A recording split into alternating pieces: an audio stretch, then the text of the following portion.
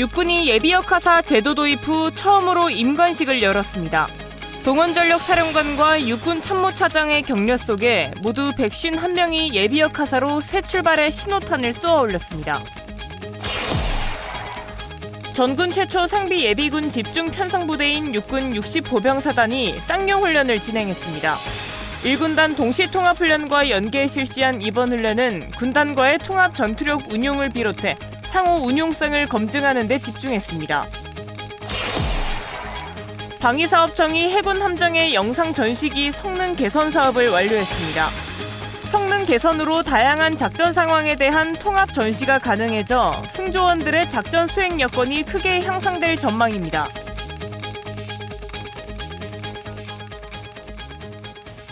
시청자 여러분 그리고 국군장병 여러분 안녕하십니까? 9월 12일 KFN 뉴스 시작합니다. 첫 소식입니다. 예비역 병사들이 다시 계급장을 달고 새로운 책임을 맡게 됐습니다. 육군이 창군 이래 처음으로 예비역 하사 임관식을 열고 안보를 뒷받침할 핵심 인력들을 정식 임관시켰습니다. 현장에 신소진 기자가 다녀왔습니다. 군악대의 힘찬 연주 속에 임관식의 막이 올랐습니다. 하사 계급장을 달며 새로운 출발을 다짐합니다. 육군이 예비역 하사 제도 도입 후 처음으로 임관식을 열었습니다. 행사는 국민의례에 이어 임용장 수여와 임용 선서가 차례로 진행됐습니다. 동원전력사령관과 육군 참모차장의 격려 속에 모두 151명이 예비역 하사로 새 출발했습니다.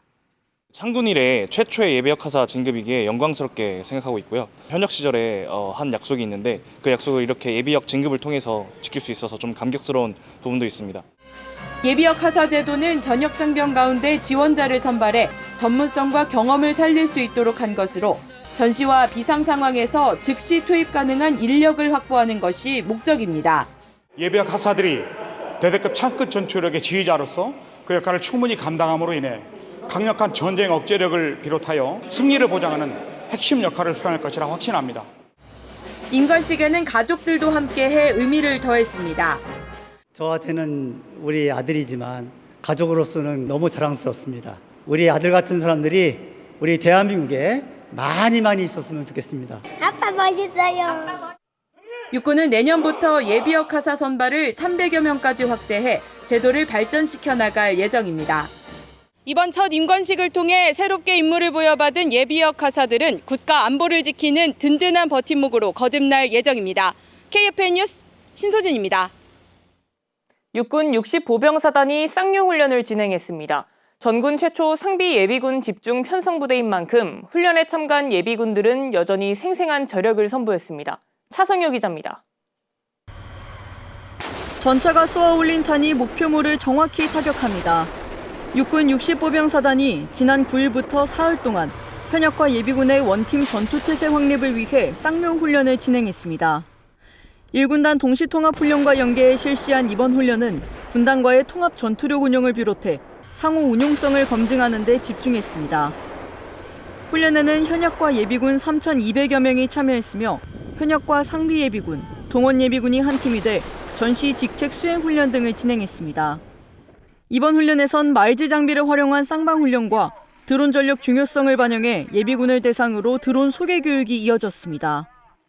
더불어 국가 중요 시설에 대한 드론 공격 상황을 가정해 민관군 소방이 함께 방호 훈련을 진행하며 통합방위 역량을 한층 강화했습니다.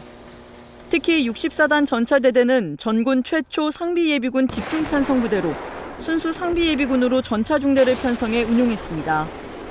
상비예비군들은 오랜 기간 축적된 경험을 바탕으로 현역 이상의 전투력을 입증했으며 상비예비군 집중편성부대의 실효성을 검증했습니다. 현역과 예비 전력의 협력을 위해 앞장서고 있는 64단. 부대는 이번 훈련의 성과를 토대로 전시작전 계획을 지속 보완해 나갈 예정입니다.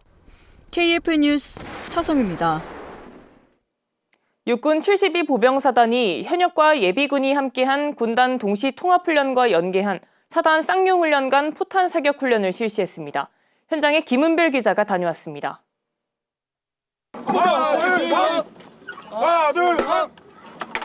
현역과 예비군이 하나 되어 견인포를 장전합니다.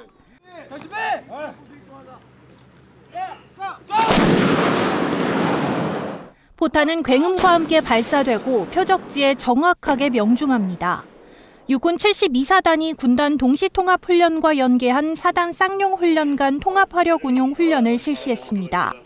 1977년부터 연례적으로 개최하는 동원사단 최대 규모의 훈련은 상비전력과 예비전력이 완편된 상태에서 군단과 통합전투력 운용 및 창후 운용성을 검증했습니다. 이번 훈련에는 현역과 예비군이 하나의 전력으로 통합되어 실전적인 훈련을 진행하고 있습니다. 훈련은 동원전력사령부 최초 예비군 훈련관 사단의 포병과 보병부대가 운용하는 견인포를 동시에 운용했습니다. 이번 동호훈련을 준비하면서 현역 장병들과 같이 준비해서 또 훈련 아무 사고 없이 포탄 사격을 마칠 수 있어서 너무 좋았고 앞으로 상비 일부로서 마트판 임무를 충실히 다하겠습니다. 훈련에서는 표적 획득용 드론을 활용해 표적 정보 영상을 지휘소에 실시간 전송함으로써 미래전 대응에 대한 능력을 검증했습니다. 동원 예비군 훈련을 실전적인 포탄 사격을 통해 무사히 잘 마쳤습니다. 앞으로 싸워 이길 수 있는 72사단이 되도록 최선의 노력을 다하겠습니다. 동원전력사령부는 훈련을 통해 상비전력과 예비전력이 통합된 임무수행 태세를 완비하고 국가총력전 수행을 위한 핵심 전투력으로 거듭나게 될 것이라고 강조했습니다. KFN 뉴스 김은별입니다. 방위사업청이 해군 함정의 영상 전시기 성능 개선 사업을 완료했습니다. 다양한 전술 정보를 동시에 확인할 수 있어 승조원들의 상황 인식과 작전 수행 능력이 크게 향상될 전망입니다. 윤현수 기자입니다. 해군 함정의 영상 전시기는 지휘관과 승조원에게 실시간 전술 정보를 제공하는 핵심 장비입니다. 하지만 기존 전시기는 단일 정보만 표시해 상황 파악이 어렵고 여러 대를 좁은 공간에 설치하면서 시야와 동선에 제약이 있던 게 사실입니다. 이 같은 문제를 해결하기 위해 방사청은 인천급 호위함과 고준봉급 상륙함, 남포급 기뢰 부설함, 통영급 수상함 구조함 등 모두 13척의 개선된 전시기를 설치했습니다. 이번 영상 전시기 성능 개선으로 다양한 작전 상황에 대한 통합 전시가 가능해져 함정 승조원들의 작전 수행 여건이 크게 향상될 것으로 기대합니다. 신형 전시기는 최대 13개 채널, 주요 정보는 4분할 전시가 가능하며 UHD 대화면으로 정밀 식별력이 높아졌습니다. 기존 장비를 통합해 공간 활용성과 항해 안전성도 개선됐습니다. 방사청은 이번 사업을 계기로 앞으로도 무기체계 성능과 운용성을 극대화해 나갈 방침입니다. KFN 뉴스 윤여수입니다. 국방부와 카이스트가 국방 첨단 과학기술 정책관리자 과정을 실시했습니다. 국방 리더들을 대상으로 5년째 이어지는 교육은 첨단 강군의 미래 국방력 건설을 위한 플랫폼으로 자리 잡고 있습니다. 이태검 기자입니다. 한자리에 모인 국방부와 합참, 육해공군의 주요 지휘자들. AI 전문가의 말에 귀를 기울이고 평소 궁금했던 점에 대해 질문을 던집니다. 국방부와 카이스트가 공동 주관한 국방 첨단 과학기술 정책관리자 과정 중 전문 과정이 지난 10일부터 진행 중입니다. 이번 교육은 국방개혁의 추동력을 확보하고 첨단 과학기술 분야의 전문성을 높이기 위해 이루어졌습니다. 이 연수 프로그램을 5년째 운영하고 있습니다. 이제 국방 리더분들께 국방 과학기술 발전 트렌드에 대한 이해와 변화를 인식하고 또 핵심의 추동력을 유지할 수 있도록 돕고 싶습니다. 특별히 강사진 분들과 미래 국방력 건설에 필요한 정보 교류와 또 협력 플랫폼으로서 이 연수 프로그램을 연결시켜드리고 싶습니다. 교육에서는 AI와 디지털 트윈, 드론, 로봇 등 첨단 기술 분야 전문가의 강의와 함께 LIG 넥스원 등 방산업체 견학이 진행됐습니다. 40여 명의 교육 참가자들은 첨단 과학기술을 국방 정책에 어떻게 접목할 수 있을지 고민하며 국방혁신의 공감대를 형성했습니다. AI 없이는 국방이 있을 수 없겠다. 이걸 정확하게 느꼈고요. 현업에 가서 어떻게 적용해 볼까 이런 고민들을 조금 하게 되고 제가 이 정책들을 잘 따라가고 있는지 재점검할 수 있는 이런 시간이 되었던 것 같아요. 국방부는 교육을 더욱 발전시켜 국민이 신뢰하는 첨단 강군을 향한 담금질을 멈추지 않을 계획입니다. KFN 뉴스 이태검입니다. 우리나라와 베트남이 양국의 국방 방산협력 확대 방안에 대해 논의했습니다. 이두희 국방부 차관은 어제 오후 국방부에서 호앙수안찌엔 베트남 국방차관을 만나 12차 한 베트남 국방전략대화를 가졌습니다. 양국 차관은 장교들의 전문성 강화를 위한 군사교육 교류를 확대하기로 했습니다. 이 차관은 지난 8월 국방장관회담에서 양도 약정서를 체결한 초계함의 원만한 인도를 위한 정비를 적극 검토하기로 했습니다.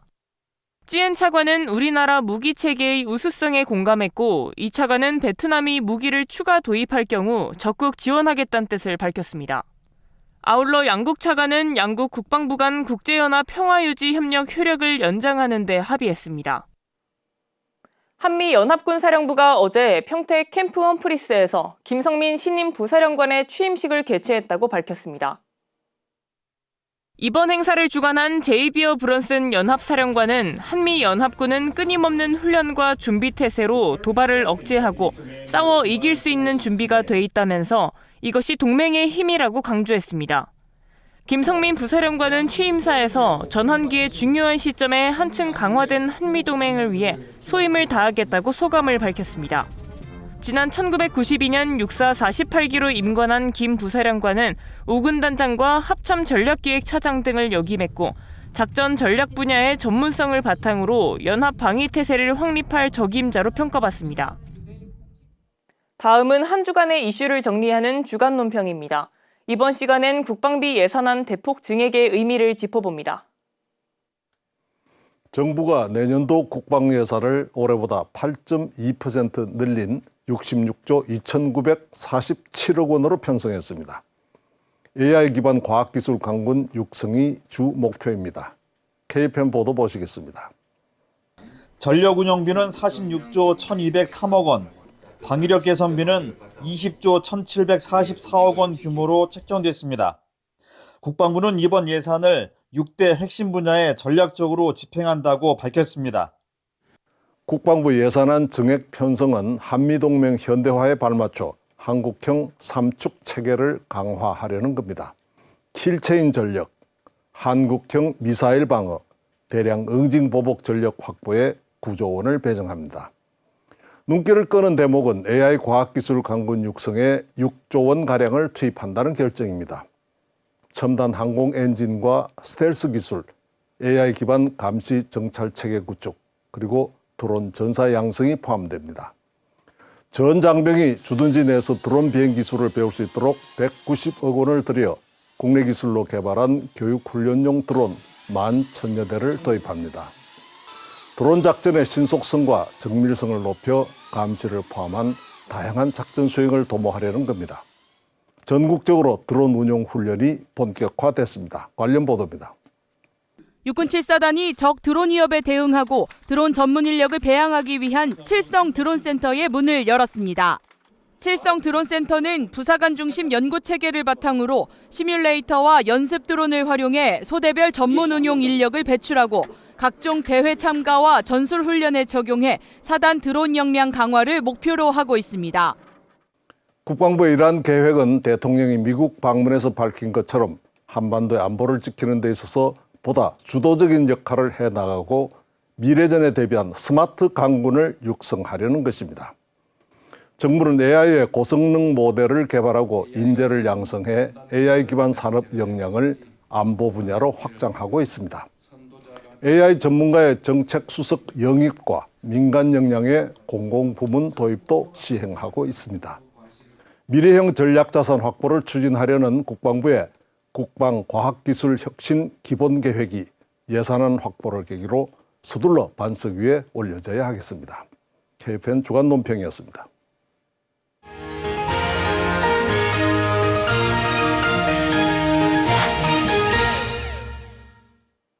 대체불가 특전사가 되기 위해선 다양한 교육이 필요한데요.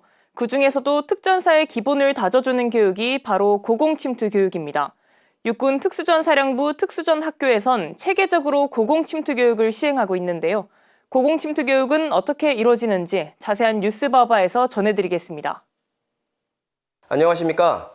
저는 특수전사령부 예하 특수전학교에서 공중침투 방법 중 고공침투 과정을 교육하고 있는 고공교관 상사 오상헌입니다. 고공침투란 낙하산에 의한 공중 침투의 한 방법으로서 3,500피트, 약 1km 이상의 고도에서 강화하여 강화자 자신이 직접 낙하산을 개방하거나 생명줄 등의 기계적 장치에 의해 개방 후 목표 지역으로 침투하는 형태를 말합니다. 쉽게 설명하면 하늘에서 낙하산을 타고 목표하는 지역으로 은밀하게 침투하는 것을 생각하시면 되겠습니다. 고공침투의 종류는 낙하산 개방 시기에 따라 두 가지 방식으로 나누어집니다. 첫 번째는 고고도 이탈, 저고도 개방. 할로라고 해서 높은 고도에서 항공기를 이탈하여 지면 가까이에서 낙하산을 펴는 방식으로 적의 레이더의 탐지를 피하고 은밀하게 접근이 가능한 방법이 되겠습니다. 두 번째는 고고도 이탈, 고고도 개방. 해우라고 해서 높은 고도에서 낙하산을 개방하여 원거리 공중 이동을 통해 목표 지점으로 접근하는 방식으로 최대 40km 이상 활공이 가능하여 멀리 떨어진 곳에서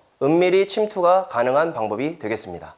일단은 고공침투 과정은 세 가지 과정으로 분류가 됩니다. 첫 번째는 고공기본 과정입니다. 고공침투의 기초를 배우는 단계로 고공침투를 수행할 수 있는 최소한의 능력을 갖추도록 교육하는 과정이 되겠습니다. 두 번째는 강화조장 과정입니다. 고공침투간 작전팀을 지휘 통제하고 안전하게 강화시킬 수 있는 능력을 가르치는 과정이 되겠습니다. 그 마지막 단계라고 할 수 있는 텐덤 과정입니다. 동반 낙하산을 이용해서 고공침투 능력은 없지만 작전에 필요한 인원, 즉 민간인들도 사실은 가능한 강화가 되겠습니다. 그래서 민간인들을 데리고 강화할 수 있는 기술을 배우는 과정이라고 생각을 하시면 되겠습니다. 공통적으로는 비행환경 적응훈련 수료 및 신체 결함이 없어야 됩니다. 또한 각 과정별로 충족 강화 횟수가 필요합니다. 고공기본 과정 같은 경우에는 저공강화 6회 이상, 고공강화 조장 과정은 고공기본 교육 수료 후에 고공강화 16회 이상, 텐덤 과정은 고공강화 300회 이상 강화를 실시해야지만 교육에 입교할 수 있는 자격이 주어진다고 보시면 되겠습니다. 하지만 가장 중요한 것은 고고도 환경에서의 고도의 훈련을 버티고 받을 수 있는 강인한 정신력과 의지가 반드시 동반되어야 되겠습니다. 고공침투 과정은 5주 과정으로 진행이 됩니다. 1주차에는 낙하산 포장, 지상 자세, 모형탑, 모의고공, 조종술 등 지상교육을 실시하고 2주차부터 5주차까지는 단계별 강화 교육이 진행이 됩니다. 강화 교육 첫 단계는 생명줄 강화로 평가 합격자에 한해서 다음 단계인 자유강화가 진행이 되고 자유강화는 고도 4,500피트부터 9,000피트까지 고도를 단계별로 높여 평가를 실시합니다. 마찬가지 합격자에 한해서 마지막 단계인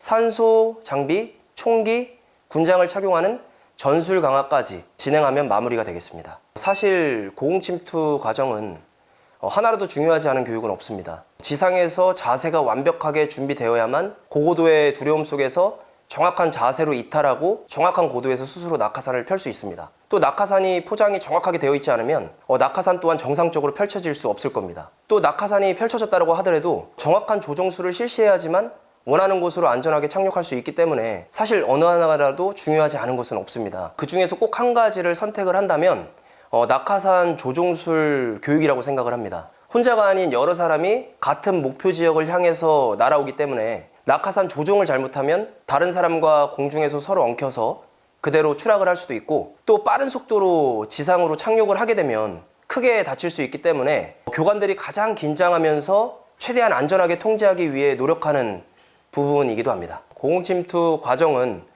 전투원의 임무 성공과 전후의 생존을 좌우하는 전술적 자산이라 생각이 됩니다. 그렇기 때문에 교육생이 단순히 강화 기술을 익히는 데 그치지 않고 이 기술이 전시 상황에서는 우리 부대를 안전하게 목표 지점까지 침투시킬 수 있는 기반이 된다는 생각으로 강조를 하고 있습니다. 우리는 단 한 번의 실수가 치명적인 결과를 초래할 수 있습니다. 항상 자만하지 말고 기본에 충실하십시오. 그 기본은 지금 여러분들이 교육받고 있는 고공침투 과정에서 만들어질 것입니다.